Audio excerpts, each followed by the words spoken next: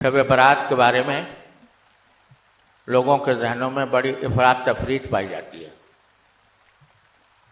एक जमात वो है जो ये कहती है कि शब बारात की कोई हकीकत नहीं है और उसकी कोई ख़ास फजीलत नहीं है, तो ये बात गलत है। मुफ्ती साहब ने फरमाया कि शब बारात के सिलसिले में इफरात व तफरीत पाया जाता है। एक जमात कहती है कि शब बारात की कोई हकीकत नहीं है और उसकी कोई खास फजीलत नहीं है, तो ये बात गलत है। इफरात व तफरीत की बात वहां आती है जहां किसी बात की हकीकत मौजूद, मसले का सबूत हो। जब मसले का सबूत हो तब वहां पे इफरात व तफरीत की बात आती है। बहुत सारे मसाइल हैं जो अपनी असल में साबित हैं, लेकिन उनमें कहीं तफरीत है, कहीं इफरात है, कहीं कमी है, कहीं ज्यादती है। तो पहले मसले को साबित होना चाहिए। जब तक साबित ना हो तब तक इफरात व तफरीत की बात ही सिरे से दुरुस्त नहीं। एक जमात कहती है कि शब बारात की कोई हकीकत नहीं है, इसकी कोई खास फजीलत नहीं है, कहते हैं ये बात गलत है। यकीनन इस तरह की कोई खास फजीलत नहीं है जिस तरह के लोग बयान करते हैं, और इसकी कोई हकीकत नहीं है, और वाकई ये बात गलत है। अब मुफ्ती साहब के यहाँ इसकी जो थोड़ी सी वजाहत मजीद है वो बात आती है, तो हम बात मजीद आगे बढ़ाते हैं। आगे की बात दुरुस्त है कि जो अहादीस इस सिलसिले में वारिद हुई हैं उनमें सनद के एतबार से ज़ौफ़ पाया जाता है, लेकिन तकरीबन 17-18 सहाबे किराम से इसकी फजीलत मनक़ूल है। तो अगर ज़ईफ़ भी हों तो कसरत तुरुक़ और कसरत शवाहिद की बिना पर वो काबिल कबूल भी है और उम्मत का अमल भी इसके ऊपर रहा है। मुफ्ती साहब कह रहे हैं कि ये बात तो ठीक है कि जो इस सिलसिले में हदीसें पाई जाती हैं वो सनद के एतबार से उनमें ज़ौफ़ मौजूद। मुफ्ती साहब इतनी बात तस्लीम कर रहे हैं कि शब बारात के सिलसिले में जो रिवायतें लोग बयान करते हैं, जो रिवायतें बयान की जाती हैं, उनमें ज़ौफ़ है।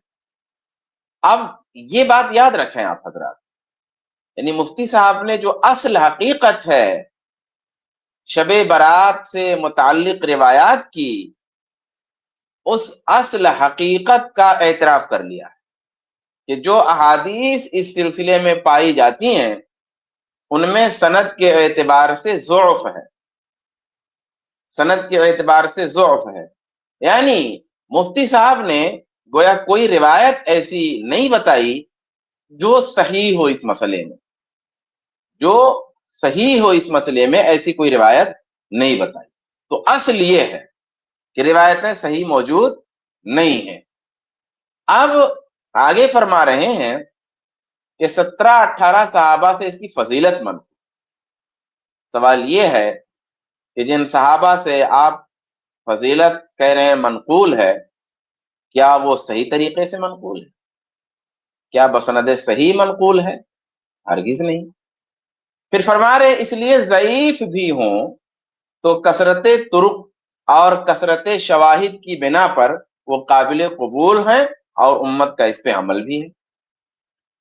ये असल मसला है जिस पर मुझे थोड़ी सी रोशनी डालनी है कि भाई ज़ईफ़ हैं, लेकिन जब कसरत तुरुक़ से वारिद हो गई, उनके शवाहिद बहुत हैं, तो अब एक ज़ईफ़ रिवायत काबिल कबूल हो जाए। अगर किसी ज़ईफ़ रिवायत में जो बात मौजूद है वो बात बहुत सारी सनदों से आ जाए, तो फिर तमाम सनदों को मिला करके वो ज़ईफ़ रिवायत काबिल कबूल हो जाएगी। और कहते हैं उम्मत का इस पे अमल भी रहा है। ये बात भी मुहताजे दलील है कि क्या सारी उम्मत का इस पे अमल रहा है। अब कोई भी अमल आप देखेंगे तो वो जाहिर सी बात है कि किसी ज़माने से शुरू होता है, और जब शुरू हो जाता है तो एक लंबे ज़माने तक वो चलता है। आज जो बिदातें चल रही हैं, 1000 साल के बाद लोग कम से कम 1000 साल तो कह सकेंगे और पीछे भी जाएंगे। तो क्या उनके 1000, 12, 1300 साल कहने की वजह से उम्मत इस पे चली आ रही, इस पे लोग अमल कर रहे हैं, तो क्या लोगों के अमल करने की वजह से, लोगों में किसी चीज के मशहूर होने की वजह से कोई चीज दुरुस्त हो जाएगी? शरीयत तो छोड़ दीजिए आप, दुनिया के मामलात में ये उसूल नहीं है। کہ بہت سارے لوگ یہ بات کہہ رہے ہیں تو ٹھیک ہے، یہ بات درست ہے، بہت سارے لوگ ایسا کر رہے ہیں تو یہ بات ٹھیک ہے۔ دنیا کے معاملات میں ایسا نہیں ہوتا ہے۔ بہرحال اصولی طور پہ اس میں کوئی دم خم نہیں ہے۔ یہ بات جو انہوں نے کہی مفتی صاحب نے نا، کہ ضعیف بھی ہے لیکن کثرت طرق سے آ جائے، کثرت شواہد اس کے موجود ہوں تو وہ قابل قبول ہو جاتی ہے۔ اس مسئلے کو سمجھیے، یہ دھوکہ دینے کا ایک اہم پوائنٹ ہوتا ہے۔ ایک دھوکہ دینے کا پوائنٹ وہ ہوتا ہے فضائل اعمال میں ضعیف احادیث قابل قبول ہوتی ہیں، اور دھوکہ دینے کا ایک پوائنٹ یہ ہوتا ہے کہ روایتیں اگر کثرت سند ان کی موجود ہو، کوئی ضعیف روایت کی کئی ساری سندیں ہوں، بہت ساری سندیں ہوں، تو وہ قابل قبول ہو جائے گی۔ یہ دو جو ہے دھوکے والے پوائنٹ ہوتے ہیں۔ پہلے پوائنٹ پہ ہم بہت کثرت سے بات کر چکے ہیں اور مفتی صاحب نے وہ بات کہی بھی نہیں یہاں پہ، لیکن پھر بھی میں من باب الفائدہ بہت مختصر عرض کر دیتا ہوں کہ بھائی سب سے پہلے عمل ثابت ہونا چاہیے۔ جب تک عمل ثابت نہیں ہے تب تک کسی عمل کی فضیلت میں کسی بھی طرح کی ضعیف روایت قابل قبول نہیں، کیونکہ امت میں کسی نے یہ بات نہیں کہی ہے کہ کوئی عمل ضعیف روایت سے ثابت ہو۔ یعنی یہ بات کہ فضائل اعمال میں ضعیف روایت قابل قبول ہوں گی، اس کا جو بھی مطلب ہو، لیکن یہ بات تو امت میں مل جائے گی، آپ علماء کے ہاں یہ بات تو مل جائے گی، لیکن یہ بات علماء کے ہاں نہیں موجود ہے کہ کوئی عمل ضعیف روایت سے ثابت ہوتا ہے۔ آپ حضرات جو شب برات یا اس طرح کی چیزیں جو ثابت کرتے ہیں، وہ عمل آپ ضعیف روایت سے ثابت کرتے ہیں اور پھر فضائل بھی ثابت کرتے ہیں۔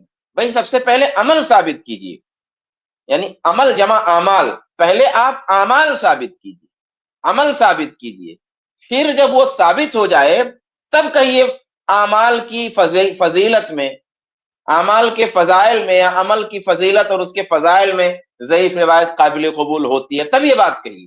لیکن جب تک عمل ہی ثابت نہ ہو تب تک فضائل میں آپ کوئی کلامی نہیں کر سکتے۔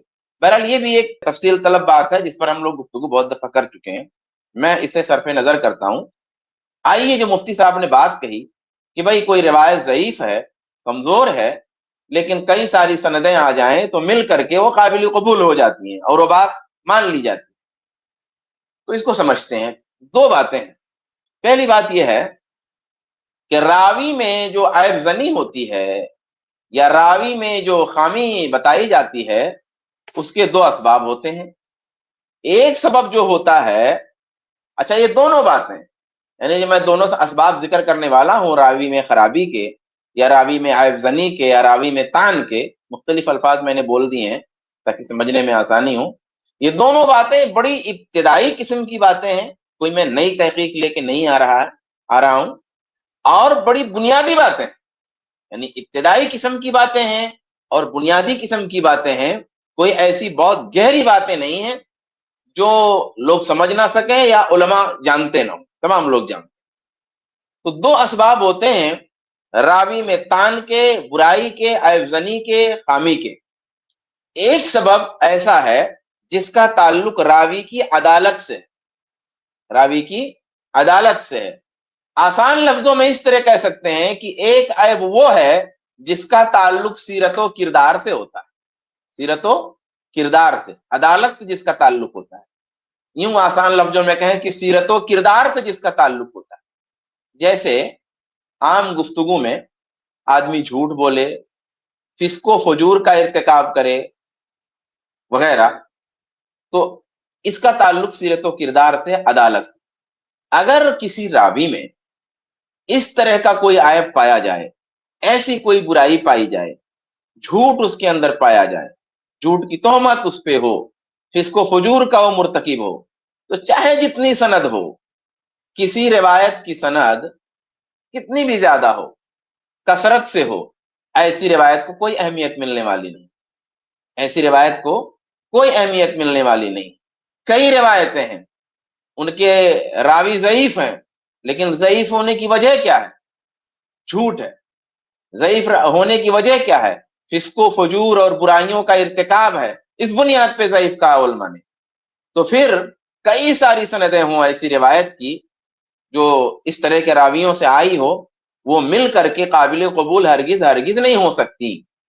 عام زبان میں اس کو اس طرح سمجھیں کہ ایک ہی بات مثال کے طور پہ بہت سے ایسے لوگ بیان کرتے ہوں جو جھوٹے ہوں، جو جھوٹ بولتے ہوں، تو اب یہ جھوٹ بولنے والے تعداد میں کئی سارے بھلے ہو جائیں، ان کی تعداد بھلے بڑھ جائے، مگر ان کی بات قبول نہیں کر لی جائے گی کہ دیکھیے یہ بات ایک جھوٹا کہتا تھا لیکن یہی بات 10 جھوٹے کہہ رہے ہیں، تو 10 جھوٹے لوگوں کی بات مان لی جائے کیونکہ 10 ہو گئے، کیونکہ 10 ہو گئے تو 10 ایک دوسرے کو طاقت دے رہے نہیں، کوئی طاقت نہیں دیں گے، جھوٹ جھوٹ کو طاقت نہیں دے سکتے، برائی برائی کو قوت نہیں پہنچا سکتے۔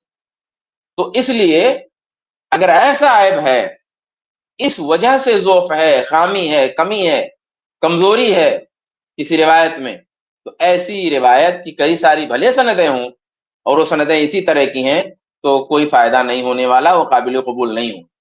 اسی طرح اگر روایت میں شذوذ ہے یا روایت منکر ہو تو اس میں بھی یہی اصول جو ہے لاگو ہوتا ہے۔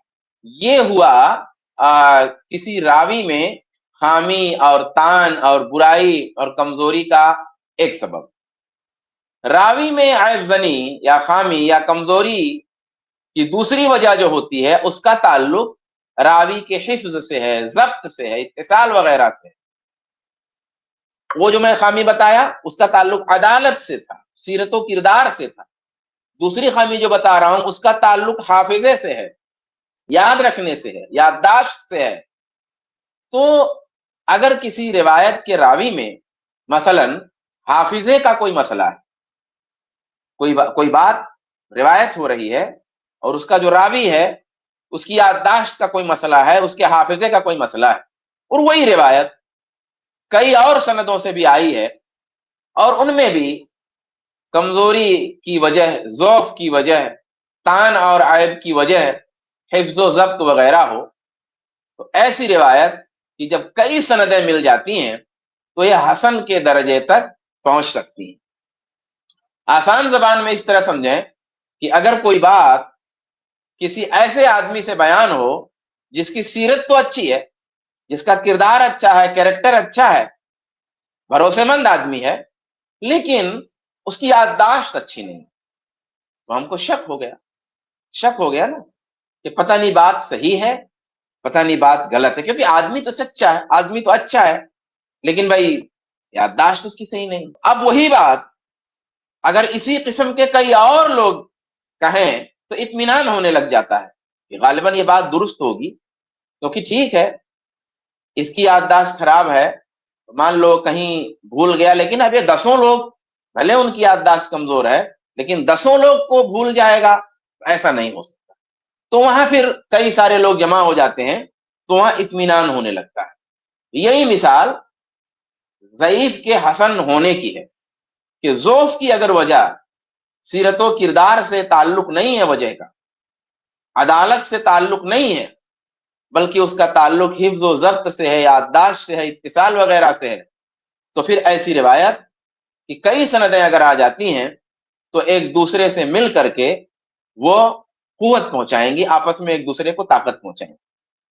اس کو ایک اور مثال سے سمجھیں کہ اگر 10 لوگ ہیں، طاقت تو ہے ان کے اندر لیکن ذرا کمزور ہیں، تو 10 کی کمزوری اگر ایک جگہ جمع ہو جائے تو تھوڑی تھوڑی جو طاقت ہے تو وہ طاقت ایک مضبوطی دے دے گی۔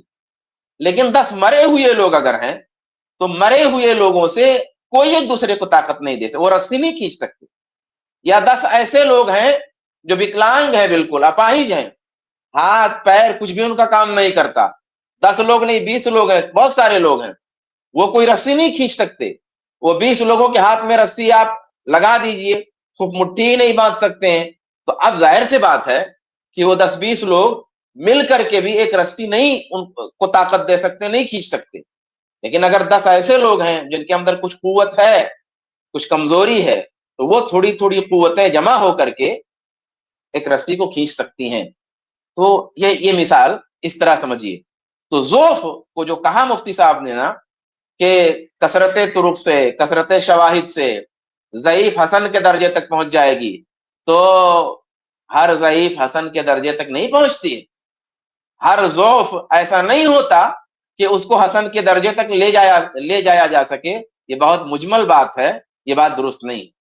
لہذا شب برات سے متعلق جو روایات ہیں ان کا مسئلہ کیا ہے کہ کوئی روایت شاذ ہے، اور ایک ایک روایت پہ لوگوں نے بحث کیا ہے اردو زبان میں بھی. کئی مشائخ کی تحقیقات کے ترجمے ابھی حال ہی میں نشر ہوئے ہیں، جن میں بہت صفائی سے یہ بات واضح کی گئی ہے کہ بھئی ہر روایت میں کوئی نہ کوئی عیب ہے، کوئی روایت شاذ ہے، کوئی منکر ہے، کسی کا راوی عادل نہیں ہے. تو اب ایسی روایات کو ملا کر کے یہ نہیں کہا جا سکتا کہ مجموعی طور پر یہ روایات جو ہے قابل قبول ہیں یا حسن لغیرہ. اب میں نے جو یہ بات عرض کی ہے نا، مختصراً میں ایک دو اقوال اس سلسلے میں پیش کر دوں تاکہ یہ بات واضح ہو جائے اور مدلل ہو جائے.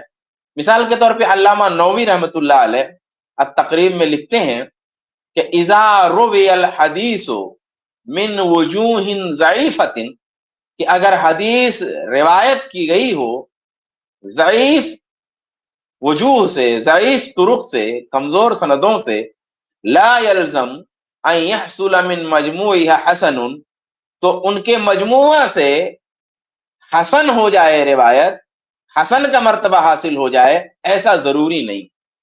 بل ما كان ضعفه لضعف حفظ راویہ الصدوق الامین، بلکہ وہ روایت جس کا ضعف سچے امانت دار راوی کے حفظ میں کمزوری کی بنا پر ہو، زال بمجیہ من وجہ آخر، تو اگر وہی روایت کسی دوسری سند سے، کسی دوسری وجہ سے آئے تو وہ ضعف زائل ہو جائے گا، وہ سارا حسن اور حسن ہو جائے گی روایت.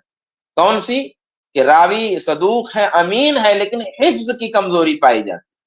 وَكَذَا اِذَا كَانَ ضُعْفُهَا لِإِرْسَالٍ، ایسے ہی اگر ضعف کی وجہ روایت میں ارسال کا وجود ہو، زَعَلَ بِمَوَجِيهِ مِنْ وَجْهٍ آخر، تو دوسری سند سے وہی روایت اگر آتی ہے تو وہ چیز، وہ ضعف زائل ہو جائے گا. وَأَمَّا الضَّعِيفُ لِفِسْقِ الرَّاوِي، لیکن کوئی روایت جو ضعیف ہے راوی کے فسق کی وجہ سے، راوی کے فجور کی وجہ سے، فلا یؤثر فیہ موافقت غیرہ، تو اس میں دوسری سند کی موافقت مؤثر نہیں ہوگی، کوئی فائدہ نہیں پہنچائے. علامہ ابن کثیر رحمۃ اللہ علیہ نے الباعث الحسیث میں ابن الصلاح کا تفصیل سے قول نقل کیا ہے. میں اس کی ایک مختصر سی لائن پڑھتا ہوں کہ لا یلزم من ورود الحدیث من طرق متعددۃ ان یکون حسنا، کہ کئی ساری سندوں کے ہونے کی وجہ سے، کئی ساری سندوں سے کسی حدیث کے آنے کی وجہ سے اس کا حسن ہو جانا ضروری نہیں. جہاں تک مفتی صاحب نے صحابہ کرام سے اس کی فضیلت نقل ہونے کا مسئلہ بتایا ہے تو یہ بات محتاج ثبوت ہے. صحیح اور مستند طور پر اس کی فضیلت صحابہ کرام سے بھی ثابت نہیں ہے. ہاں، بعض تابعین سے اس رات عام عبادت کا ذکر ملتا ہے.